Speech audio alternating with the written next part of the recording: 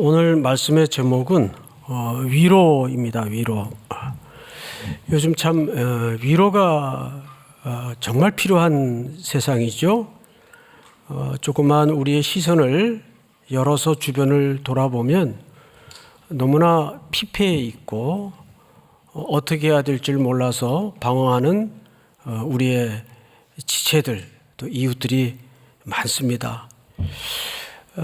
참된 위로를 알지 못하면 그럴 때 세상 것으로 위로를 받으려는 유혹이 덤벼들게 됩니다. 그래서 오늘 과연 사도 바울이 성경에서 특별히 데살로니가 교회를 기준으로 말한 위로는 오늘 이 시대를 살아가는 우리들에게 어떤 측면을 열어주실까? 그래서 성경에 바울이 말하는 이 위로의 의미를 한번 찾아봄으로써 앞으로 또 새 학기 또 상반기를 마저 살아낼 여러분들에게 깊은 묵상의 과제가 되고 기도의 제목이 되었으면 좋겠습니다. 자, 우선 오늘 본문 1절부터 한번 볼까요? 본문이 7절까지인데 가능하면 전체 7절을 자세히 살펴가면서 보도록 하죠. 이러므로 우리가 참다 못하여, 굉장히 중요한 좀 심정의 표현을 드러냅니다. 바울이 이 참다 못하여라는 말이 무슨 말인지 아직 모르겠어요. 이러므로 우리가 참다 못하여 우리만 아덴에 머물기를 좋게 생각하고 우리 형제 곧 그리스도의 복음을 전하는 하나님의 일꾼인 디모데를 보내노니 이는 너희를 굳건하게 하고 너희 믿음에 대하여 위로함으로, 여기 처음으로 위로라는 표현이 등장을 해요. 자, 이 내용을 좀 입체적으로 이해를 하려면 역사의 시간이라는 배경에 대한 이해가 좀 있어야 됩니다. 그래서 어차피 이 바울 서신에 해당하는 데살로니가 전후서는 사도행전이라는 시간 배경을 기초로 쓰여졌기 때문에 사도행전의 이야기의 얼개를 모르면 이 본문이 전혀 이해가 안 돼요. 그래서 간단하게 아주 여러분들 이해하기 쉽게 먼저 역사적 배경을 좀 설명을 드리겠습니다.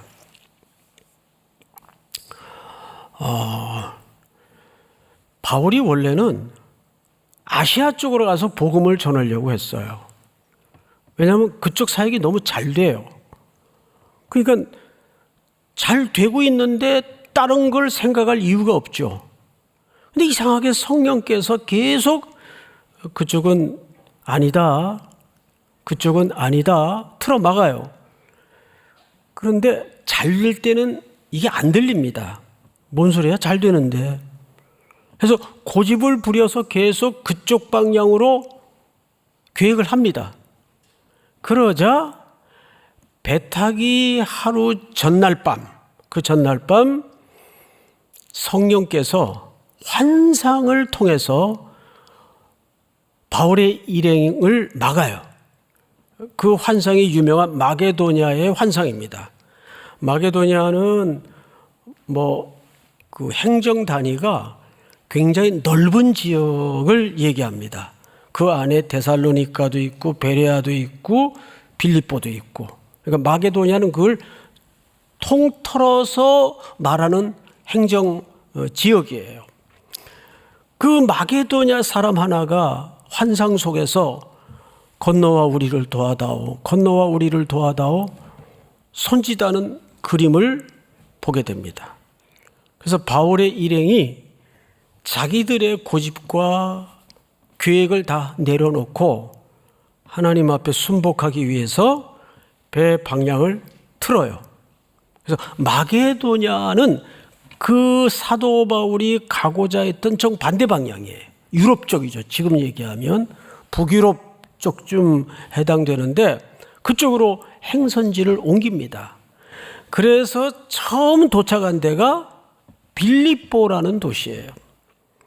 이 빌립보는 리틀 로마라고 이름이 붙여질 정도로 로마 제국의 가치, 문화, 철학에 굉장히 충성스러운 도시입니다. 그래서 리틀 로마라고 별명이 붙어 있을 정도였어요. 거기서 야심차게 복음을 전하고 있는데 고발을 당해요. 소란케 한다고. 그래서 붙잡힙니다. 그래서 엄청 두들겨 맞아요. 고문을 당하고 칼에 채워지고. 그래서 저 중범죄자들이 가두어지는 상옥, 중옥, 하옥이 있는데 제일 밑바닥에 지하 감옥에 바울과 실라가 갇히게 됩니다. 근데 거기서 기적을 경험해요.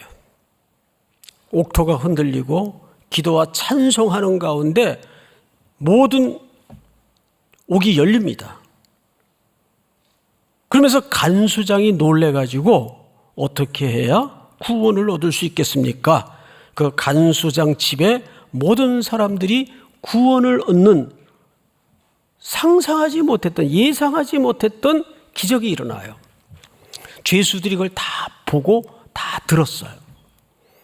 그리고 다음날 아침에 관리들이 와서 놀래가지고 바울의 일행을 석방시킵니다. 그래서 거기서 계속 복음을 전하고 싶어도 그런 일들 때문에 복음을 전하지 못하고 허겁지겁 쫓기다시피 간 데가 이 책의 배경이 되는 데살로니가라는 지역으로 건너가요. 여기서도 복음을 열심히 전하는데 얼마 전하지 못하고 그만 그 데살로니가라는 도시는 굉장히 거친 도시예요.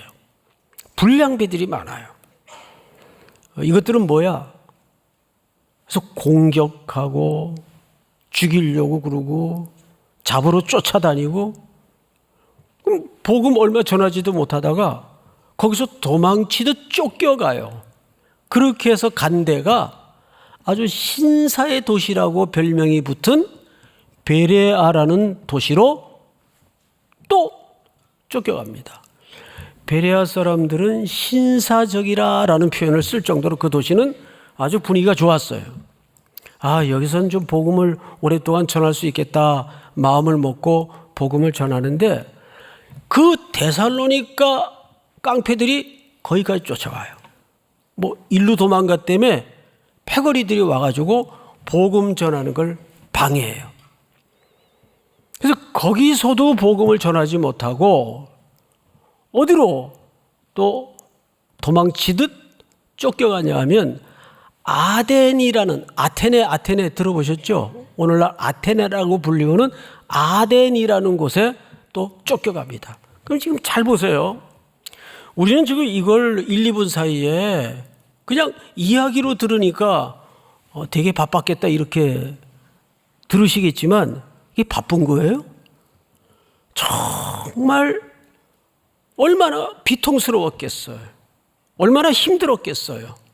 그냥 옮겨 다녀도 힘들 텐데 매 맞고 감옥에 갇히고 고발당하고 이러면서 자기들의 의지와 의사와 상관없이 이 도시에서 쫓겨가서 또 저 도시로 가야 되고 저 도시까지 또 쫓아와서 또 도망가야 되고 지금 아덴에 바울은 혼자 덩그러니 떨어져 있습니다.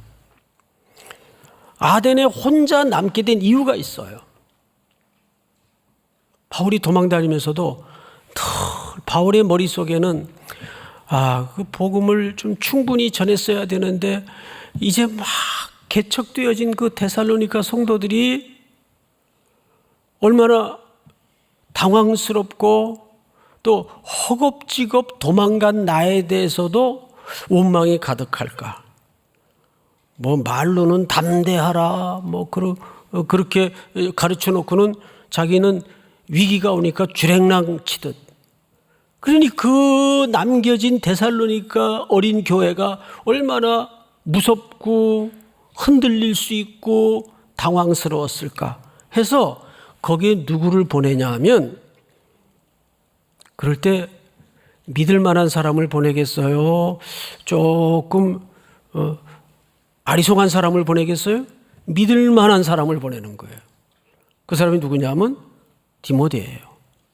그 디모데는요, 성경을 보면 항상 사도행전 15장 16장에서 디모데와 처음 만남이 이루어지는데, 그때부터 항상 디모데는 어려운 곳, 힘든 일, 이럴 때 바울이 제일 먼저 생각나는 사람이 여긴 디모데를 보내야 되겠다. 그래, 디모데가 간다면 안심이 된다. 그러니까 디모데는 사도 바울이 어떻게 표현을 했는가 하면 얘는 내 형제다. 그 말은 나하고 동급이라는 뜻입니다. 오늘날에는 우리 그 교회 안에서 그냥 형제자매로 쉽게 얘기하지만 이게 사실은 일반적 표현이 아니에요. 아주 스페셜한 관계를 설명할 때 형제라고 표현을 했어요. 나와 똑같은 동등한 하나님의 동역자요, 하나님의 일꾼이니까 디모데를 보내야 되겠다. 그래서 디모데를 보내요. 그리고 아덴에서 사도 바울은 홀로 덩그러니 고립무원의 상태에서 이제 도망가 피신해 있습니다. 그런데 살피라고 보낸 디모데가 소식이 없어요. 오지도 않아요. 자, 그래서 이런 맥락 속에서 오늘 본문을 보면 확 이해가 들어옵니다. 1절을 다시 보세요. 이러므로 우리가 참다 못하여 우리만 아덴에 머물기를 좋게 생각하고, 그러니까 우리만이라는 말은 복수로 썼는데 이거는 당시 고대 사회 서신의 관행상 우리라는 복수를 썼지, 아덴에는 지금 사도 바울 혼자 있습니다. 5절을 한번 볼까요? 5절에 제가 읽습니다. 이러므로 나도 참다 못하여, 못 참은 게 많아요 지금. 여기 나도라는 말은 단수입니까 복수입니까? 단수죠. 지금 아덴에는 사실상 사도 바울 혼자 툭 떨어져 있는 거예요.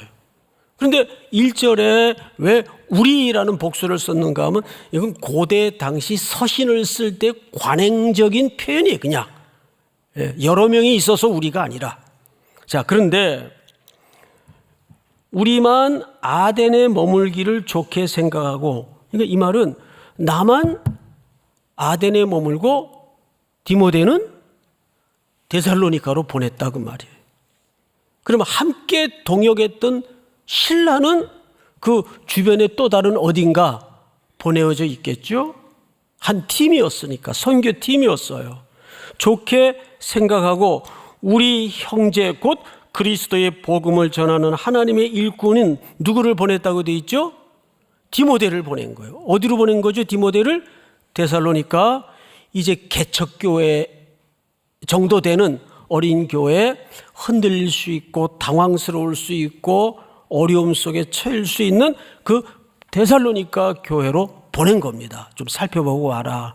나는 갈 수가 없으니까 네가 가서 내 대신 잘 위로하고 살피고 와라. 그래서 보낸 목적이 기술되어 있어요. 2절을 끝에 보시면 디모데를 보내노니 이는 너희를 굳건하게 하고 너희 믿음에 대하여, 오늘 주제인 위로가 나오죠. 위로함으로. 자, 앞을 보세요.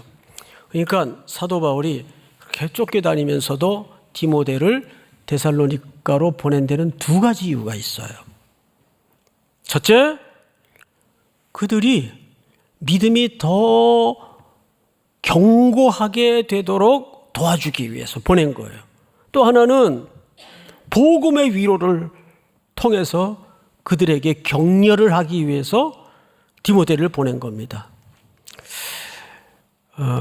여러분들도 앞으로 이게 사실은 교회 일에만 해당되는 문제는 아니고 일상에서도 힘들고 어려울 때 나는 누가 생각이 나나 한번 생각을 해보세요.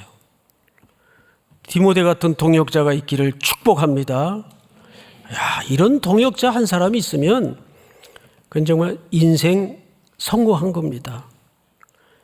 근데 저는 인복이 많아서 이런 디모데 같은 동역자가 굉장히 많아요. 이건 립 서비스가 아니라 실제. 제가 사람이 워낙 허술하고 부족한 게 많으니까 이 디모데 같은 동역자를 정말 많이 주셨어요. 우리 우성현 목사님, 또 일청의 많은 목사님들 많이 주셨어요. 또 이름을 거명하기가 부족할 정도로 좋은 동역자들을 주셨어요. 이 주변에 이렇게 좋은 동역자들이 있다는 것은 이 거칠고 외롭고 힘든 세상을 살아가는데 축복입니다. 믿습니까? 힘들 때 생각나는 사람은 누구인가? 송태건 목사님 이러면 참 좋겠는데 그럴까 모르겠어요. 그거는. 자, 그런데 3절 볼까요? 아무도 이 여러 환난 중에 흔들리지 않게 하려 함이라. 그러니까 환난이 있다는 얘기입니까? 없다는 얘기입니까? 있다는 얘기죠. 왜 안 그러겠어요? 한번 생각을 해보세요. 그럼 마저 읽고 설명을 좀 드리겠습니다. 우리가 이것을 위하여, 여기서 이것은 뭘 지칭할까요? 환난을 얘기하는 거예요. 우리 문법, 국어 지문 잘 읽잖아요, 여러분들. 그러면 3절을 잘 보세요. 아무도 이 여러 환난 중에 흔들리지 않게 하려 함이라. 우리가 이것을 위하여, 이것은 뭘 가리키는 거죠? 환난을 가리키는 거예요. 이것을 위하여 뭘 받은 줄을, 세움 받은 줄을 너희가 친히 알리라. 여러분, 결국 우리는 이 환난이라는 것이 피할 수 없는 숙명이라는 것을 여기에 설명하는 거예요. 그리고 사도 바울과 그 일꾼들은 그 환난을 위해서 세움을 입은, 수동태로 되어 있죠. 세움을 입은 존재라는 거죠. 지금 대부분 뭔 소린가 이해를 못 하는데 참고 구절을 몇 개 좀 제가 짚어드릴 테니까 좀 띄워주세요. 우선 사도행전 14장을 좀 띄워주실까요? 자, 여러분 같이 읽읍시다. 시작. 제자들의 마음을 굳게 하여 이 믿음에 머물러 있으라 권하고, 또 우리가 하나님의 나라에 들어가려면 많은 환난을 겪어야 할 것이라 하고. 자, 우리가 하나님의 나라에 들어가려면 뭘 겪을 수밖에 없다고요? 환난을 겪을 수밖에 없어요. 또 한 군데 읽어보십시다. 빌립보서 1장 29절 다 같이 시작.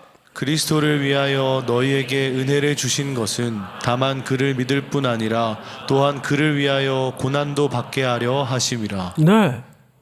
그러니까 고난, 환난, 이것은 하나님의 자녀들에게는 왜 필연적일 수밖에 없는가 하면, 자, 우리는 원래 세상의 질서, 세상의 가치, 세상의 목적에 취해서 대부분 살았어요.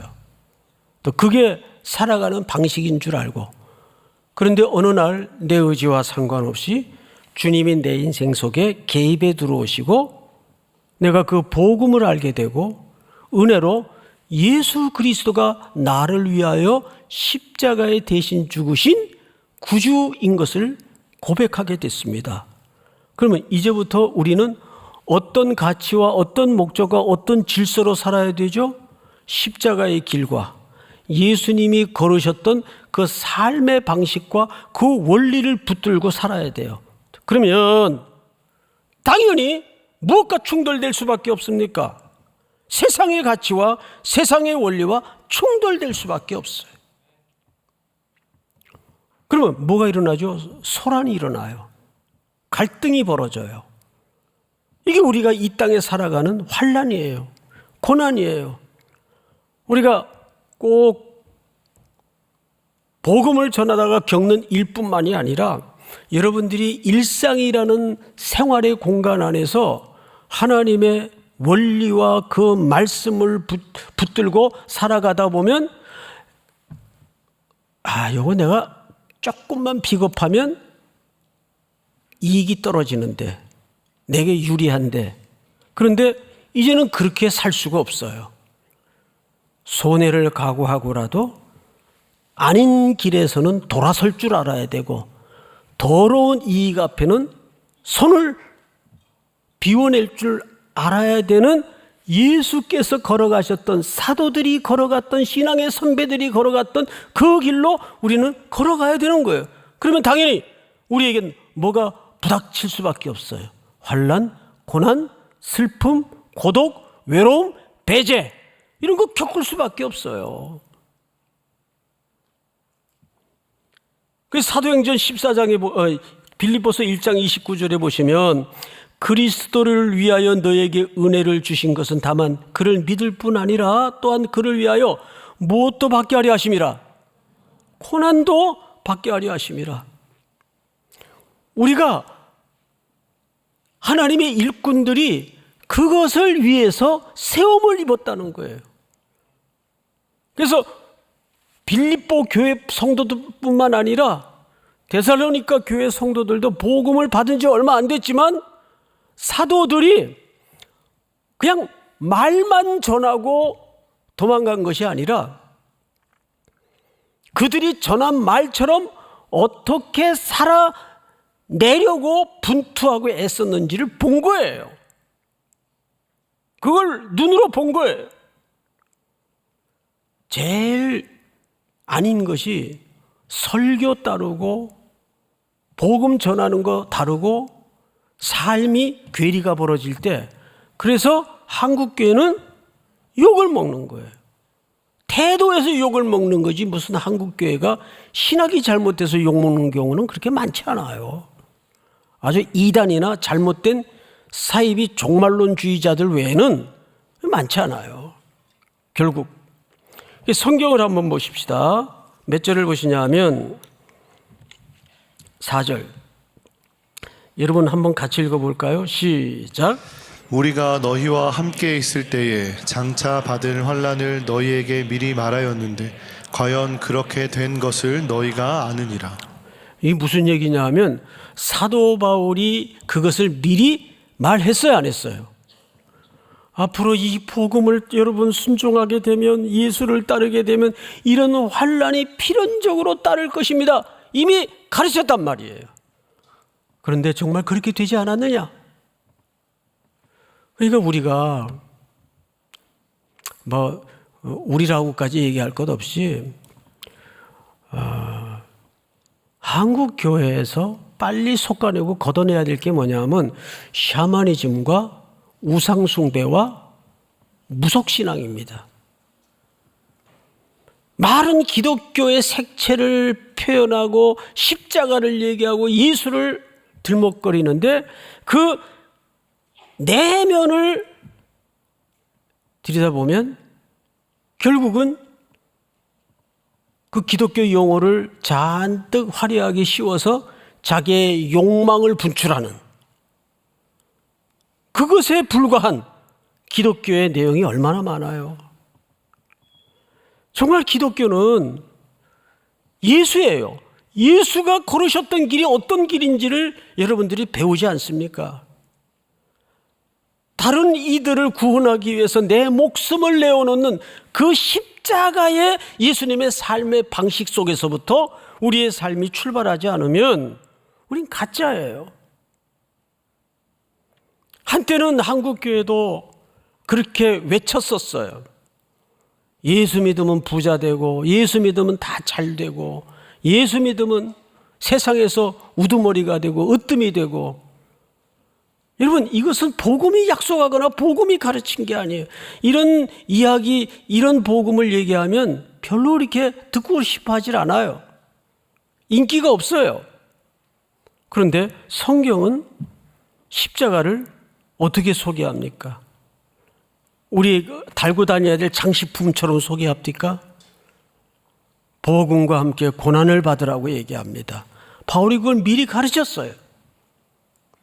자, 5절을 보십시다. 이러므로 나도 참다 못하여 너희 믿음을 알기 위하여 그를 보내었었노니. 디모데를 왜 보냈어요? 혹시 이 막 태동한 지 얼마 안 되는 데살로니가 교회가 그 환난과 핍박 앞에, 고난 앞에 주저앉을까봐, 무너질까봐 너희 믿음을 알기 원해서 내가 디모데를 보내었었노니. 그러니까 소식은 없고 돌아오진 않고 하니까 사도 바울이 얼마나 전전긍긍했겠어요. 아니 무슨 일이 있나, 왜 소식도 없지, 뭐 별 적이 없으면 돌아오기라도 하지, 혹시 무슨 일이 일어난 건 아닐까, 기다리는 거예요. 그런데 볼까요?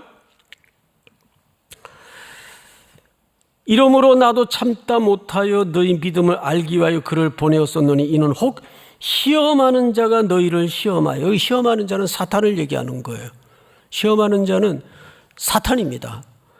여러분 마태복음 4장을 한번 띄워주실까요? 4장을 보시면 이렇게 돼 있어요. 시험하는 자가 사탄을 얘기하죠. 예수께 나와서 이르되 네가 만일 하나님의 아들이여든 명하여 이 돌들로 떡덩이가 되게 하라. 여기 시험하는 자가 누구죠? 사탄이에요. 사탄이 항상 우리를 왜 시험하는지 아세요? 딱 하나예요, 목적이. 사탄이 우리를 흔들고 우리를 주저앉히려고 그러고 우리를 시험하는 이유는 딱 하나예요. 이 하나의 이유를 잘 들어보세요. 어떻게 하든 하나님의 백성들로 하여금 귀를 막아서 복음을 못 듣게 만드는 거예요. 믿음은 어디서 난다 그랬어요? 들음에서 난다 그랬어요. 그러면 못 듣게 하면 되는 거예요. 그러니까 데살로니가 깡패들이 베레아까지 와서 복음을 못 듣게 하는 거예요. 복음 듣는 걸 안 해야 이들이 시험이 올 때 하나님께로부터 쉽게 떠날 수 있기 때문에. 왜? 하나님의 말씀은 능력이 있기 때문에 말씀으로 꽉 그 심령에 들어찬 영혼들은 어떤 공격이 와도 어떤 도전이 와도 흔들리지 않아요. 그들의 용감성 때문이 아니라 말씀이 뭐가 있기 때문입니까? 능력이 있기 때문에 그래요. 그래서 사탄은 말씀을 못 듣게 만들어요. 설교 시간에 설교가 잘 안 들리는 분들이 계세요. 귀가 가려워져서 그래요. 여러분 기도해야 돼요. 자기가 졸리게 설교를 하고는 뭐 그럴 수도 가끔 있겠죠. 네. 그럴 수도 가끔 있겠죠. 그런데 본질적인 이유는 사탄은 여러분들로 하여금 복음을 못 듣게 만드는 거예요. 그래서 마음에 쫄아들게 만들고 겁먹게 만들고 어떻게 하든 환경을 얽혀서 복잡하게 만들어가서 복음을 못 들게 만드는 거예요. 그 유혹과 시험에 여러분 넘어가지 마세요. 그래서 이 세상은 거대한 영적인 문제로 해석을 하고 항상 이해를 하는 분별력을 갖는 지혜가 필요합니다. 아, 이거 도전이다. 마귀의 시험이다. 내가 이거 이겨내야 된다.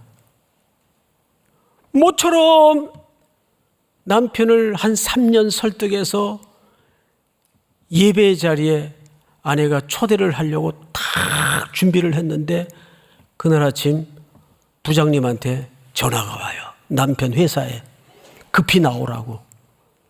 그래서 사탄은 이 모양 저 모양으로 아주 교묘하게 사방에 덫을 놔서 복음을 못 듣게 만드는 거예요.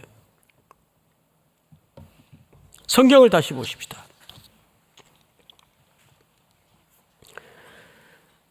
(5절을) 다시 보시면 이러므로 나도 참다 못하여 너희 믿음 알기를 위하여 그를 보내었었노니 이는 혹 시험하는 자가 너희를 시험하여 우리 수고를 헛되게 할까 함이니.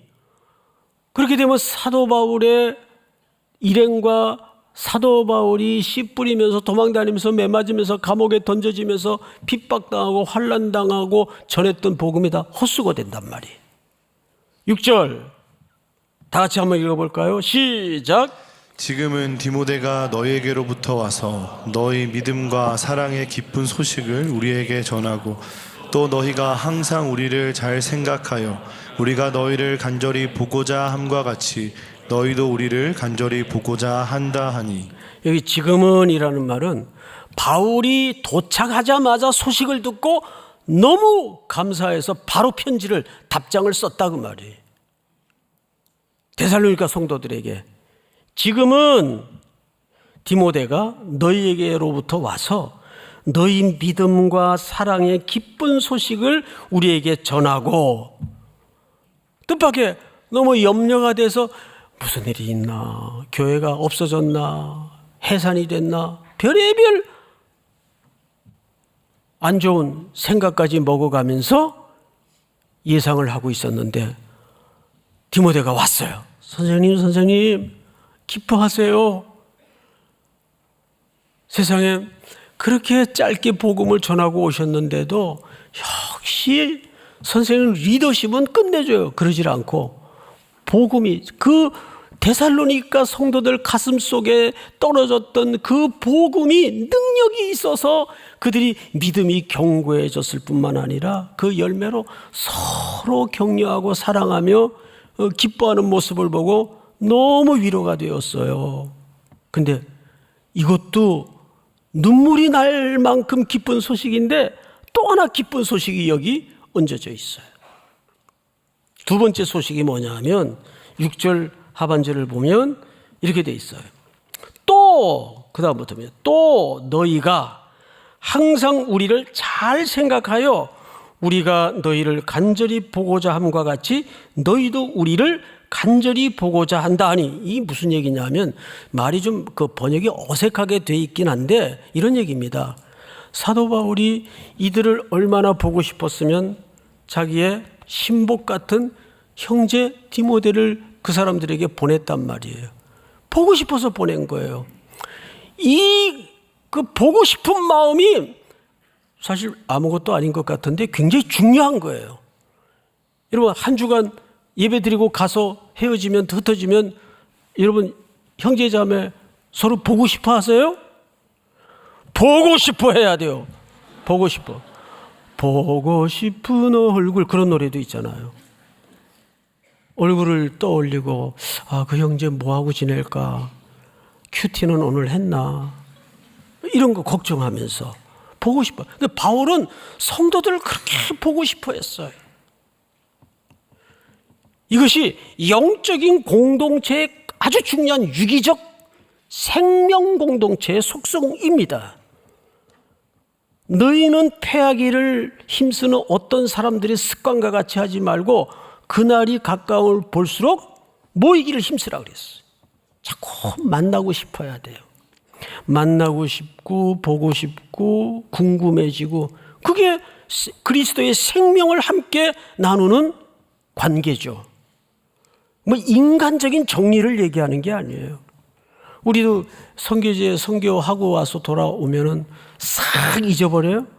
그건 그렇게 하면 안 되죠.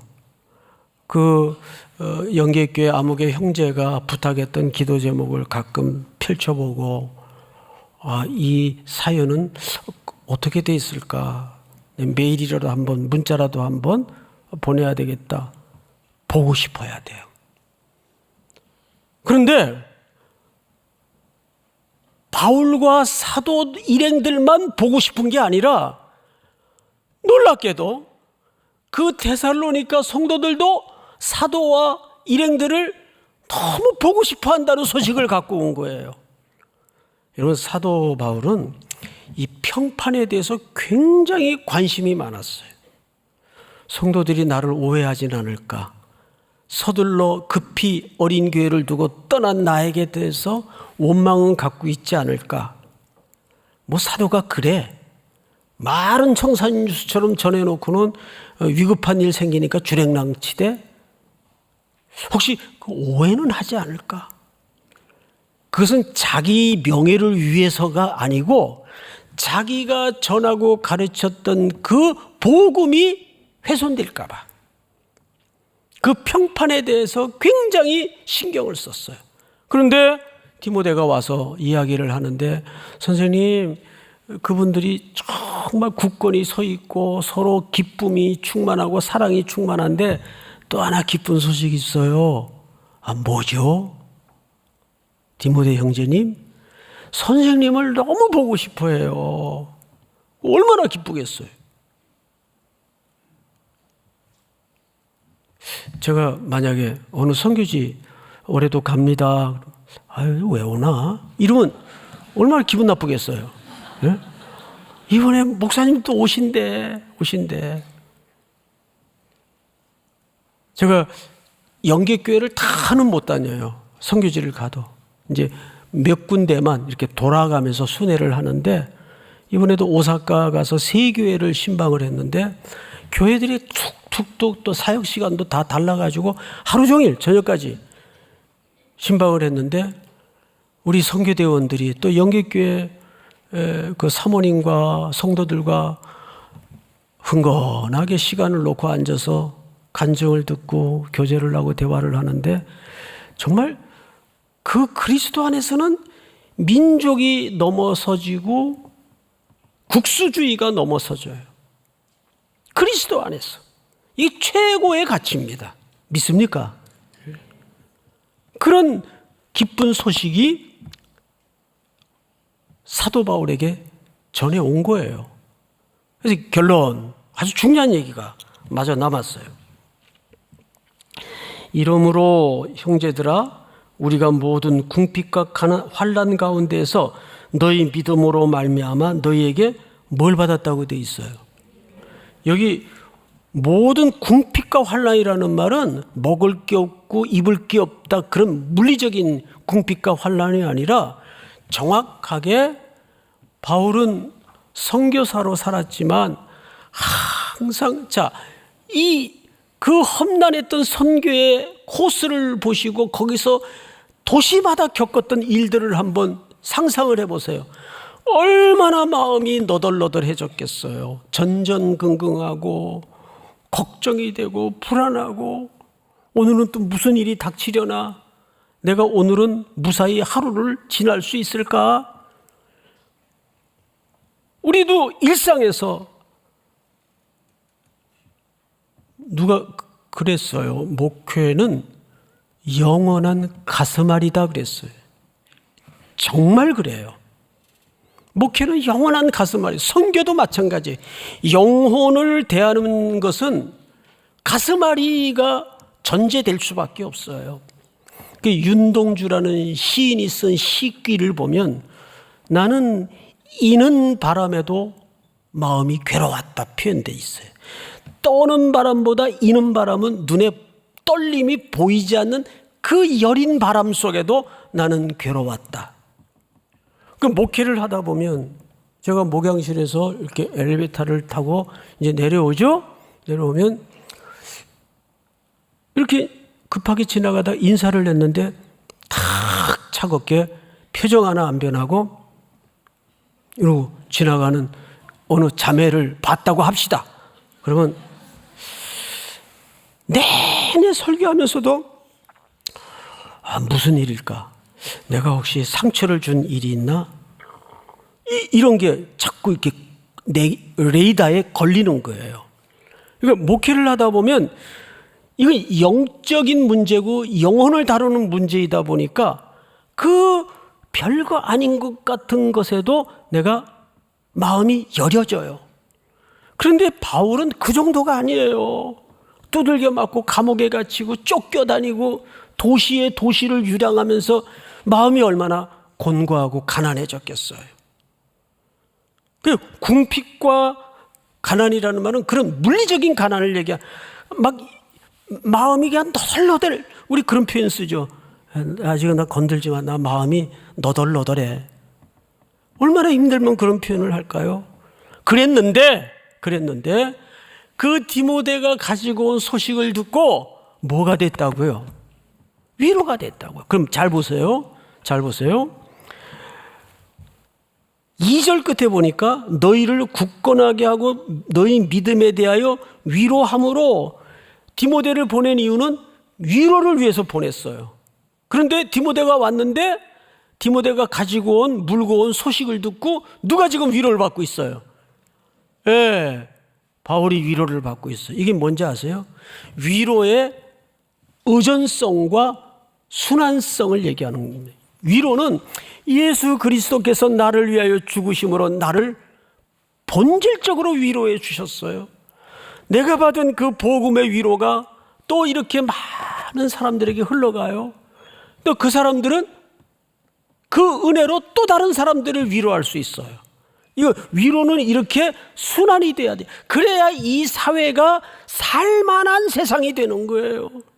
위로는 못 해줄 망정 서로 악성 댓글이나 달고 가짜 뉴스나 퍼뜨려가지고 인격살인을 하고 그걸 또 희덕거리고 좋다고 그 밑에 댓글을 달아서 조회수를 늘려주고 그러지 마세요. 악순환이 반복되어서는 안 되고 선순환이 이루어져야 돼요.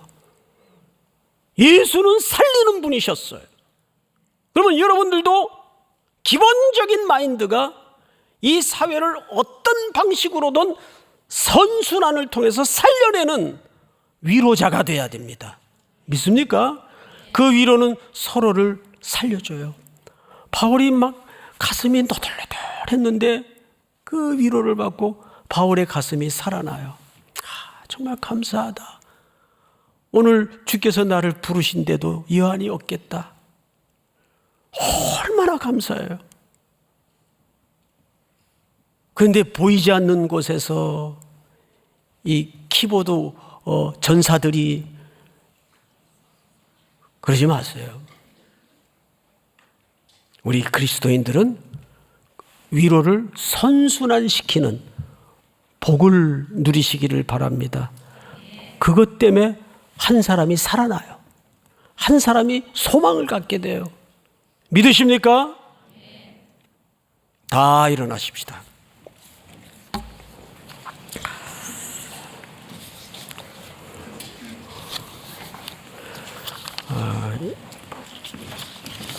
우리 한준희 목사님이 러브레터라는 찬양을 선곡했는데 난 이 곡을 몰라요. 그래서 한준희 목사님이 인도를 하고 여러분들이 좋아하는 찬양이라서 그래서 합시다 그랬어요. 큰 소리로 찬양하세요.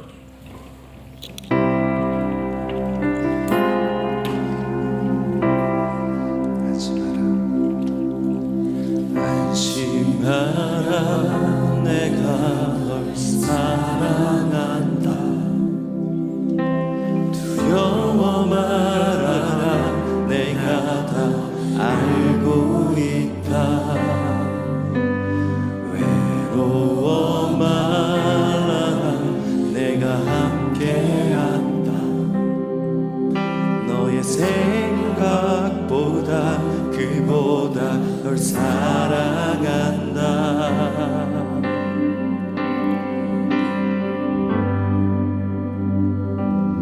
내가 널 얼마나 사랑하는지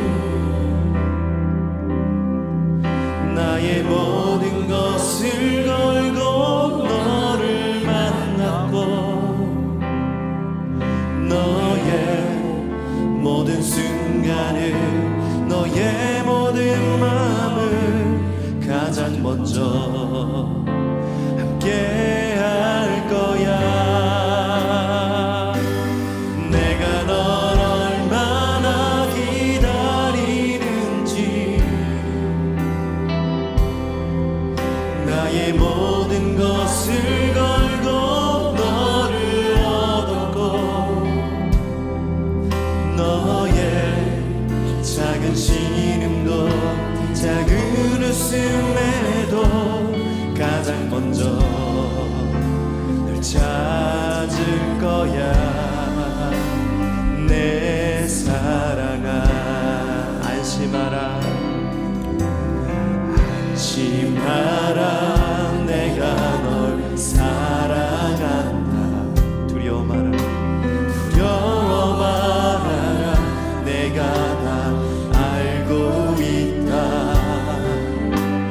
외로워 말아라 내가 함께한다. 너의 생각보다 그보다 널 사랑한다.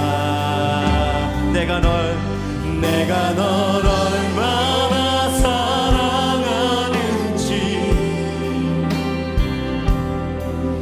나의 모든 것을 걸고 너를 만났고 너의 모든 순간을 너의 모든 마음을 가장 먼저 함께 할 거야.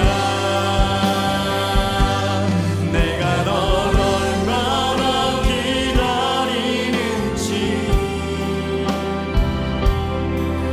나의 모든 것을 걸고 너를 얻었고 너의 작은 시름도 작은 웃음에도 가장 먼저 널 찾을 거야. 내가 널 얼마나 사랑하는지 내가 널 얼마나 사랑하는지 나의 모든 것을 걸고 너를 만나고 너의 모든 순간을 너의 모든 마음을 가장 먼저 함께 할 거야. 내가 널 얼마나 기다리는지 나의 모든 것을 걸고 너를 얻었고 너의 작은 시름도 작은 웃음에도 가장 먼저 널 찾을 거야. 내 사랑아. 하나님 아버지, 우리와 함께 하시겠다는 임마누엘로 이 땅에 오셔서 세상 끝날까지 너희와 함께 했다는 승천의 마지막 약속으로 다시 오시마 약속하신 예수님 붙잡고 또 한 주도 걸어갈 때 위로받은 주의 백성들이 위로자로 살게 하시고 위로가 가득한 이 땅에 피폐해진 곳에 우리 청년들을 통해서 성도들을 통해서 복음의 위로가 흘러가게 하여 주시옵기를 원합니다. 위로가 맞닿는 곳곳마다 죽어가던 생명이 소성케 하시고 공고한 영혼들이 살아나는 은혜를 보게 하시며 병든 땅 병든 공간에 주의 호흡으로 가득히 채워져서 살려내는 주의 백성들이 되도록 위로자가 되게 하여 주시옵소서. 또 한 주도 주님의 위로받은 주의 백성들이 그 위로를 순종하며 실천하며 온 컴컴한 곳에 빛으로 흩어내는 위로자로 살게 하여 주시옵소서. 지금은 우리 구주 예수 그리스도의 은혜와 하나님 우리 아버지의 사랑과 성령님의 교통하심이 머리 숙여 경배를 드리는 사랑하고 사랑하는 우리 청년들, 성도들, 해외, 군에 멀리 출타해 있는 가족들, 복중의 생명까지 영원토록 함께 있을지어다. 아멘.